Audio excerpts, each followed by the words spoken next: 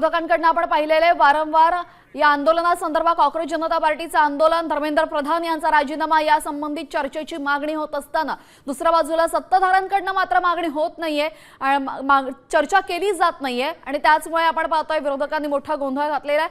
आता ही दृश्य तुम्ही पाहतायत ती संसद भवनाच्या परिसरातली आहे। जर आंदोलनकर्ते आले तर कशा पद्धतीने त्यांना थांबवलं जाईल यासाठी ही जोरदार तयारी प्रशासनाकडून केली जाते। संसदेच्या दारावर सीजेपीचा मोर्चा दाखल झालेला आहे आणि आंदोलनकर्त्यांना थांबवण्यासाठी प्रशासनाची आतली कारवाई नेमकी काय आहे हे आपल्याला या दृश्यांच्या माध्यमातून दिसतंय।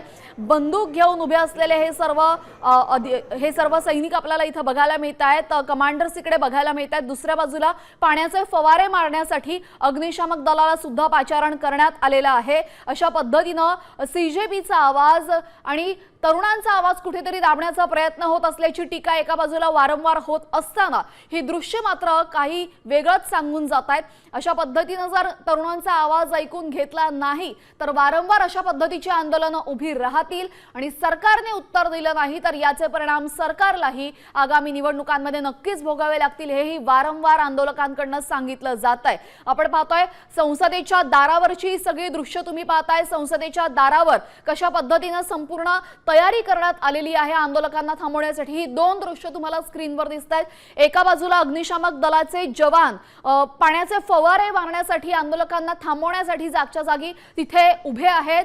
पाण्याच्या फवाऱ्यांच्या माध्यमातून आंदोलकांना तिथे थांबवण्यात येईल। दुसऱ्या बाजूला बंदूक घेऊन तैनात असलेले कमांडर्स आपल्याला दिसतायत। ते कमांडर सुद्धा हल्ला करणार माहिती नाही, पण नक्कीच घाबरवण्याचा प्रयत्न इथे होऊ शकतो। संसदेच्या दारावरची संपूर्ण तयारी तुम्हाला या दोन दृश्यांच्या माध्यमातून दिसते।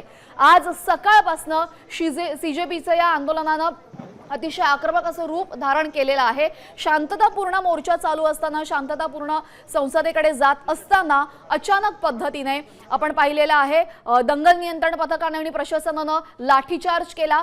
संपूर्ण परिस्थिती नियंत्रणात आणण्यासाठी लाठीचार्ज केल्याचं सांगितलं जात असताना दुसऱ्या बाजूला विद्यार्थ्यांनी मात्र आम्ही शांततापूर्ण जात होतो, हा मुद्दामून कारवाई करण्यात येते, आम्हाला थांबवण्यासाठी आमचा आवाज दाबण्याचा प्रयत्न होतोय सरकारकडनं, असा आरोप करण्यात आलेला आहे। बरं, फक्त विद्यार्थीच या आंदोलनामध्ये सहभागी झालेले नाहीयेत तर आपण पाहिलेले आपचे बडे नेते, आपचे मोठे चेहरे यामध्ये सहभागी झालेले होते। यासह कपिल सिब्बल यांनी सुद्धा या संपूर्ण आंदोलनामध्ये सहभाग घेतलेला आहे आणि अनेक विरोधकांच्या मोठ्या नेत्यांनी या आंदोलनामध्ये सहभाग दर्शवला। सीजेपीचा आंदोलन दुसऱ्या बाजूला जंतर मंतरवर चालू असताना या बाजूला संसदेच्या आवारात सुद्धा विरोधकांनी धर्मेंद्र प्रधान यांच्या राजीनाम्यासाठी आंदोलन केलेलं आहे। धर्मेंद्र प्रधान यांचा राजीनामा उत्तरदायित्व स्वीकारून घ्यावा अशी जोरदार मागणी केली जाते।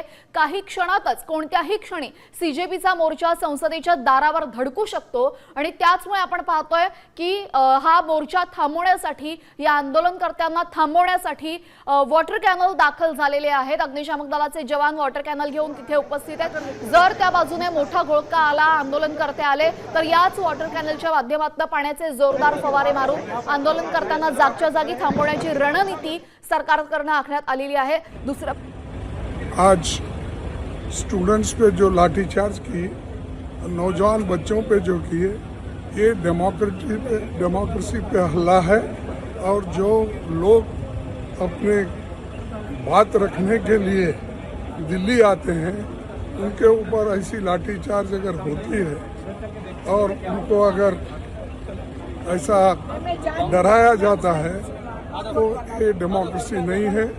और सरकार इसके बारे में सोचने के लिए हम 10 बार बोले लेकिन वो सरकार सोच रही नहीं, उल्टा बच्चों को, नौजवानों को तंग कर रही। एक तरफ अनएम्प्लॉयमेंट चल रहा है, दूसरे तरफ बच्चों को एग्जामिनेशन बर्बाद हो रहे, तो ये सत्ता में रहने के लायक नहीं है। सर, बहुत सारे इश्यूज आप लोगों ने उठाने की बात की है इस बार। चंदा चोरी, ये भी हमारा इश्यू है।